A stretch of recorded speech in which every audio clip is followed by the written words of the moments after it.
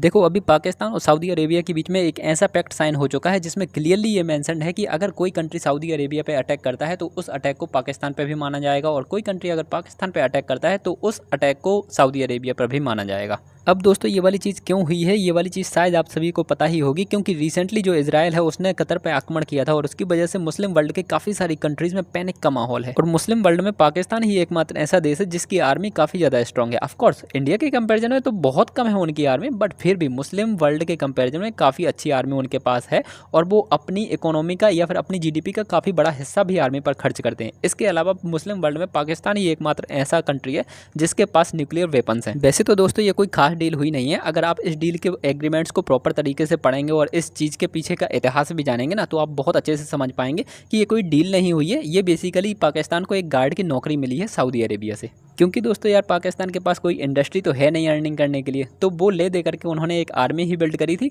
और अब वो उसी आर्मी को यूज़ करने वाले हैं अपनी देश की अर्निंग को इंक्रीज़ करने के लिए। वैसे तो दोस्तों सऊदी अरेबिया के साथ में इस टाइप के एग्रीमेंट करने के लिए कोई और देश मरे नहीं जा रहे थे, ऑफकोर्स पाकिस्तान के अलावा, बट फिर भी अगर इसको दूसरे पॉइंट ऑफ व्यू से देखा जाए तो अगर मुस्लिम्स के नाम पर ही ये एग्रीमेंट हुआ है, क्योंकि दोनों मुस्लिम्स कंट्री हैं, ठीक है, तो अगर ये इस नाम पर ही ये एग्रीमेंट हुआ है तो ये एग्रीमेंट एक्चुअली में इंडिया के साथ में भी तो किया जा सकता था। ऑफकोर्स इंडिया एक मुस्लिम कंट्री नहीं है, बट मुस्लिम्स को ही ध्यान में अगर रखा जाना है तो अगर एक्चुअली में प्रॉपर जनगणना अगर इंडिया में हो गई ना, तो पाकिस्तान के कंपैरिजन में हो सकता है इंडिया में ज़्यादा ही मुस्लिम्स हों, तो उस हिसाब से तो सऊदी अरेबिया इंडिया के साथ में भी इस वाले एग्रीमेंट को कर सकता था। बट इंडिया की एक पॉलिसी रही है कि इंडियन आर्मी दूसरे देशों के लिए गार्ड का काम नहीं करती। अब ऐसे में कुछ लोग जो जियोपॉलिटिकली काफ़ी अवेयर होंगे वो ये भी कह सकते हैं नहीं नहीं इंडिया की आर्मी भी तो जाती है ना, सीरिया के अंदर भी गई थी इंडिया की आर्मी, और गाजा के अंदर भी कुछ सैनिकों की न्यूज़ आई थी। तो हाँ, इंडिया की आर्मी और इंडिया के कुछ आर्मी पर्सनल्स जाते हैं ऐसे देशों में, बट वो जाते हैं यूएन की पीस कीपिंग फोर्स के अंडर, क्योंकि दोस्तों यूएन की खुद की कोई आर्मी तो है नहीं, यूएन खुद एक अलग से कंट्री तो है नहीं। इसी वजह से यूएन की पीस कीपिंग फोर्स में सर्व करने के लिए लगभग दुनिया के सारे देश ही अपनी आर्मी के कुछ पर्सनल्स को भेजते हैं, कुछ कुछ ड्यूरेशन के लिए या फिर कुछ कुछ टाइम इंटरवल के लिए काम करने के लिए या फिर सर्व करने के लिए।